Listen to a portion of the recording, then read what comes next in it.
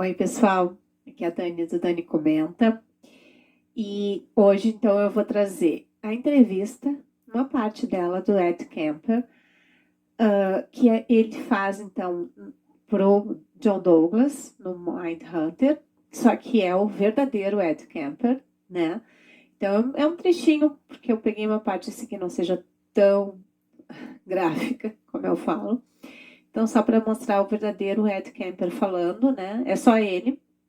Então, é só para complementar o vídeo, então, que eu falo do Mindhunter sobre o Ed Kemper, né? Da cena icônica, onde o Joe Douglas encontra o Ed Kemper, que na série ele tem outro nome, né?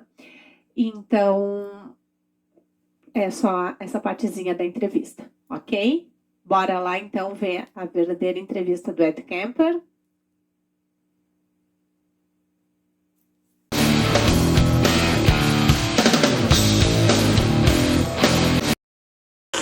Trigger one or the other. And outside, I looked troubled at times. Other times I looked moody. Other times perfectly serene. Not very sane. But again, people weren't even aware of what was happening. In 1972 and 1973, a series of murders shocked Northern California. College girls began to disappear while hitchhiking.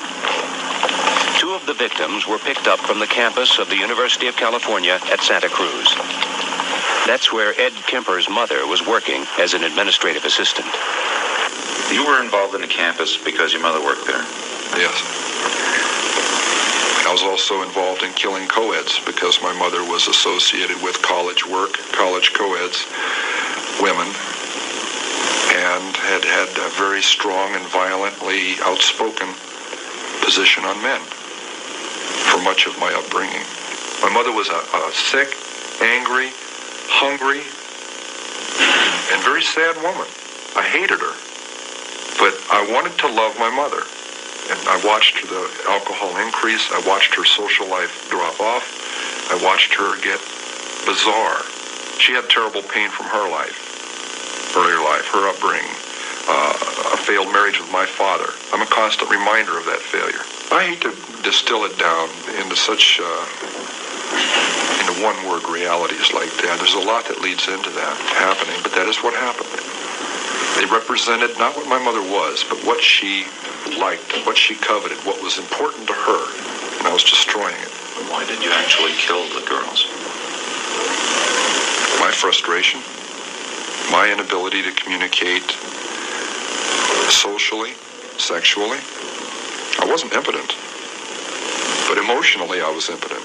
I was scared to death of failing in male-female relationships. I knew absolutely nothing about that whole area, even if just sitting down and talking with a young lady. I need to be able to really communicate, and ironically enough, that's why I began picking people up. And I'm picking up young women, and I'm going a little bit farther each time. It's a daring kind of a thing. At first there wasn't a gun. I'm driving along. We go to a vulnerable